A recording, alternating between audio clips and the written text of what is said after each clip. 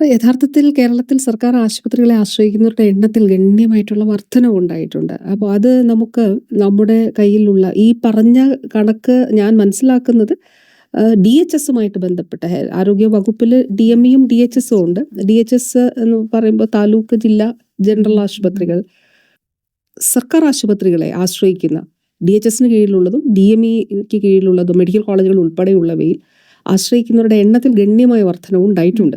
ഇപ്പം 2016 മുൻപ് 8 കോടി എന്ന് പറയുമ്പോൾ മൾട്ടിപ്പിൾ എൻട്രിയാണ്. അപ്പം ഞാൻ തന്നെ ഒരു പ്രാവശ്യം പോവും, പിന്നെ ഒരു പ്രാവശ്യം പോകും, അങ്ങനെ മൾട്ടിപ്പിൾ എൻട്രിയാണ് OPയിൽ വരുന്നത്, ഞാൻ പോകുന്ന എണ്ണം അനുസരിച്ച്, അല്ലെ ഓരോ വ്യക്തിയും പോകുന്ന എണ്ണം അനുസരിച്ച്. അപ്പം അങ്ങനെ 8 കോടി ആയിരുന്നെങ്കിൽ ഇന്ന് അത് 12 കോടിയിലധികമാണ്.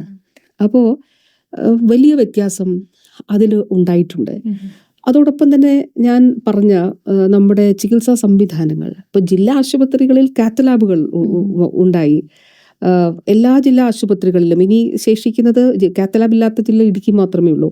സ്ട്രോക്ക് ചികിത്സകൾ, പക്ഷാഘാതത്തിന് വേണ്ടിയിട്ടുള്ള ചികിത്സ ഉൾപ്പെടെ ജില്ലാ ആശുപത്രികളിൽ നമ്മൾ ആരംഭിക്കുന്ന ഒരു സാഹചര്യം ഉണ്ടായി. അപ്പോൾ നമ്മൾ ഈ ഘട്ടത്തിൽ വാസ്തവത്തിൽ ഒരു മെഡിക്കൽ കോളേജുകൾ മാത്രം നമ്മൾ എടുത്തു നോക്കിയാൽ 16,000 പുതിയ ബെഡുകൾ ഈ ഘട്ടത്തിൽ നമുക്ക് പുതുതായിട്ട് ക്രമീകരിക്കാൻ സാധിച്ചിട്ടുണ്ട്. ഇനിയും പൂർത്തീകരിച്ചിട്ടുള്ള ബിൽഡിങ്ങുകളൊന്നും ഈ കൂട്ടത്തിൽ പെടുത്തിയിട്ടില്ല. ഇപ്പോൾ ഉദാഹരണം പറഞ്ഞാൽ എല്ലാ മെഡിക്കൽ കോളേജുകളിലും ഇപ്പോൾ ഉടനെ തന്നെ ഉദ്ഘാടനം ചെയ്യാനായിട്ട് തയ്യാറായിട്ടുള്ള കെട്ടിടങ്ങളുണ്ട്. അവയിലെ ബെഡ് ഒന്നും നമ്മളിതിൽ കണക്കാക്കിയിട്ടില്ല. അതല്ലാതെ തന്നെ ഒരു 16,000-ഓളം ബെഡുകൾ ഈ ഘട്ടത്തിൽ ആഡ് ചെയ്യാനായിട്ട് കഴിഞ്ഞിട്ടുണ്ട് പുതുതായിട്ട്. അപ്പോൾ ഈ പ്രൈമറി ലെവൽ, അതായത് ആരോഗ്യ മേഖലയിലെ കുടുംബാരോഗ്യ കേന്ദ്രം, ഇപ്പോൾ ആർദ്ര മിഷന്റെ ഭാഗമായി പഞ്ചായത്ത് തലത്തിലുള്ള ആരോഗ്യ കേന്ദ്രങ്ങളെ നമ്മൾ കുടുംബാരോഗ്യ കേന്ദ്രങ്ങളാക്കി ഉയർത്തി. ബോർഡ് മാറ്റിവെക്കുക അല്ല ചെയ്തത്. കുടുംബാരോഗ്യ കേന്ദ്രങ്ങൾ എന്ന് പറയുമ്പോൾ കുടുംബങ്ങളിൽ ആശ്രയിക്കുന്ന ആരോഗ്യ കേന്ദ്രങ്ങൾ എന്നുള്ളതാണ്. ഏറ്റവും ഒടുവിൽ കഴിഞ്ഞ ആഴ്ച നമ്മൾ ലാബ് നെറ്റ്വർക്കും കൂടി സ്ഥാപിച്ചു. ഇപ്പം എൻ്റെ വീടിന് തൊട്ടടുത്തൊരു ആരോഗ്യ കേന്ദ്രമുണ്ട്. ഡോക്ടർ പറയുന്നു ഇന്ന പരിശോധനകൾ നടത്തണം. ഞാൻ ഇവിടെ നിന്ന് ഒരു പ്രൈവറ്റ് ലാബിലോ അല്ല ഉയർന്ന ആശുപത്രിയിലുള്ള ഒരു ലാബിലോ പോകണ്ട. എൻ്റെ തൊട്ടടുത്തുള്ള ആരോഗ്യ കേന്ദ്രത്തിലെ ലാബിൽ പോയി സാമ്പിൾ എടുത്താൽ അവിടെ പരിശോധിക്കാൻ കഴിയുന്ന പരിശോധനകൾ അവിടെ നടത്തുകയും അവിടെ ഇല്ലാത്ത സൗകര്യങ്ങൾ ആണെങ്കിൽ അവിടെ നിന്ന് ഉയർന്ന ലാബിലേക്ക്, സർക്കാർ ലാബിലേക്ക് പോയിട്ട് പരിശോധിച്ചിട്ട് റിസൾട്ട് എൻ്റെ ഫോണിൽ വരും. അപ്പം അങ്ങനെ കേരളത്തിലെ 2300 ലാബുകളെ നമ്മൾ ആ നിലയിൽ ബന്ധിപ്പിച്ചു. നിർണയം ഞാൻ പറഞ്ഞത് ചികിത്സാ ലാബ്, പരിശോധനാ സംവിധാനങ്ങൾ, ഡോക്ടർ, മറ്റ് എല്ലാ കാര്യങ്ങളും കുടുംബാരോഗ്യ കേന്ദ്രങ്ങളുമായിട്ട് ബന്ധപ്പെട്ട് നമ്മൾ ക്രമീകരിച്ചു. 885 പ്രാഥമിക ആരോഗ്യ കേന്ദ്രങ്ങളാണ് കേരളത്തിൽ ഉള്ളത്. അതിൽ 740-ലധികം നമ്മൾ കുടുംബാരോഗ്യ കേന്ദ്രങ്ങളാക്കി ഉയർത്തി. ഈ കാലഘട്ടത്തിൽ ജനകീയാരോഗ്യ കേന്ദ്രങ്ങളും തുടങ്ങിയിട്ടുണ്ട്. 5417 ജനകീയാരോഗ്യ കേന്ദ്രങ്ങളും. അതിനു മുകളിലാണ് താലൂക്ക് ഹോസ്പിറ്റൽ, ജില്ലാ, general, taluk headquarters hospital, medical college. അപ്പോൾ നമ്മൾ കാണുന്നത് മെഡിക്കൽ കോളേജുകളിലേക്ക് വലിയ രീതിയിലുള്ള ഒരു തിരക്ക് ഉണ്ടാകുന്നുണ്ട്. ഇപ്പോൾ ഉദാഹരണം പറഞ്ഞാൽ തിരുവനന്തപുരം മെഡിക്കൽ കോളേജിൽ 100 ICU, 104 ബെഡുള്ള ICU നമ്മൾ ഇപ്പം സജ്ജാക്കി. ഇപ്പോൾ എന്ന് വെച്ചാൽ 2-3 വർഷത്തിന് മുൻപ് സജ്ജമാക്കി. അപ്പോൾ എന്തുകൊണ്ടാണ് ധാരാളമായിട്ട് പുറത്തുനിന്ന് കോളുകൾ വരികയാണ്. ICU ബെഡ് വേണം, വെന്റിലേറ്റർ വേണം. ഇപ്പോൾ പ്രൈവറ്റ് ഹോസ്പിറ്റലിൽ തന്നെ അവിടെ നിന്ന് ഒരു ഘട്ടം കഴിയുമ്പോൾ അവിടെ അഫോർഡ് ചെയ്യാൻ കഴിയുന്നില്ല, അതുകൊണ്ട് ഇവിടെ വെന്റിലേറ്ററും ICU ബെഡും വേണം എന്ന് പറഞ്ഞ് വിളിക്കുന്നു. അപ്പോൾ നമ്മൾ 104 ബെഡ് കൂടി അധികം ഒരുക്കി.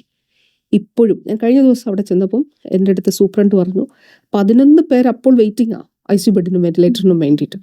അപ്പോൾ നമ്മൾ എത്ര സൗകര്യം ഒരുക്കുന്നോ അതിനേക്കാൾ അധികം ആളുകൾ എത്തിക്കൊണ്ടിരിക്കുകയാണ്. അപ്പോൾ ഈ ജില്ലാ ജനറൽ ഹോസ്പിറ്റൽസിൽ നിന്നോ മെഡിക്കൽ കോളേജുകളിലേക്കുള്ള റെഫറൻസ് കൂടുന്നുണ്ട്. അപ്പോൾ അതുകൊണ്ട് നമ്മളിപ്പോൾ ആരോഗ്യവകുപ്പ് അതിലൊരു ഇടപെടൽ കഴിഞ്ഞ 2 വർഷമായിട്ട് നമ്മൾ നടത്തിയ ഒരു സമിതി കോൺസ്റ്റിറ്റ്യൂട്ട് ചെയ്തു. അതിൽ പഠനം നടത്തി അതിൻ്റെ അടിസ്ഥാനത്തിൽ ഒരു റെഫറൽ പ്രോട്ടോക്കോൾ കൂടി രൂപീകരിച്ചു. അപ്പോൾ നമ്മുടെ സർക്കാർ സംവിധാനത്തിൽ എത്തുന്ന ആളുകളുടെ എണ്ണത്തിൽ ഗണ്യമായിട്ടുള്ള വർധനമാണ് ഉണ്ടായിട്ടുള്ളത്. അത് ഈ ഔട്ട് ഓഫ് പോക്കറ്റ് എക്സ്പെൻഡിച്ചറിൽ നമുക്ക് കാണാം. അതായത് നാഷണൽ സർവേയുടെ അടിസ്ഥാനത്തിൽ 79ാമത് സർവേയും 75ാമത് സർവേയും തമ്മിലുള്ള വ്യത്യാസം. ഇപ്പോൾ റൂറൽ മേഖലയിൽ 17,000 കുറഞ്ഞു, 23,000 അർബൻ മേഖലയിൽ 13,000 കുറഞ്ഞു. അതിനിയും കുറയ്ക്കണം എന്നാണ് നമ്മൾ കാണുന്നത്. കാരണം ഇപ്പോഴും നമ്മുടേതാണ് ഏറ്റവും ഉയർന്ന ഔട്ട് ഓഫ് പോക്കറ്റ് എക്സ്പെൻഡിച്ചർ.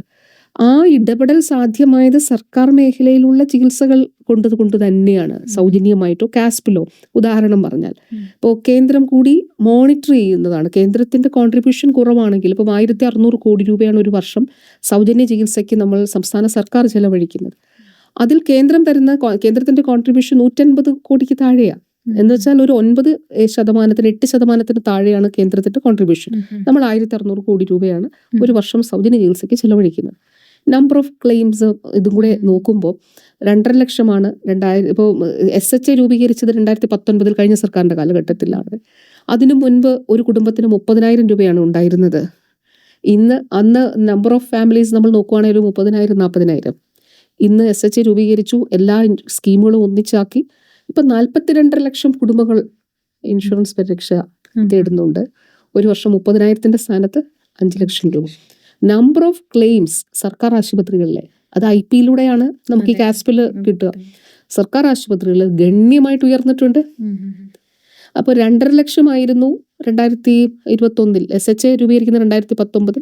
പിന്നീട് ഒരു കോവിഡിന്റെ ഘട്ടം 2021 ഒരു കണക്ക് നമ്മൾ എടുക്കും. 21 2.5 ലക്ഷമായിരുന്നെങ്കിൽ ഇന്നത് 6.5 ലക്ഷമാണ്.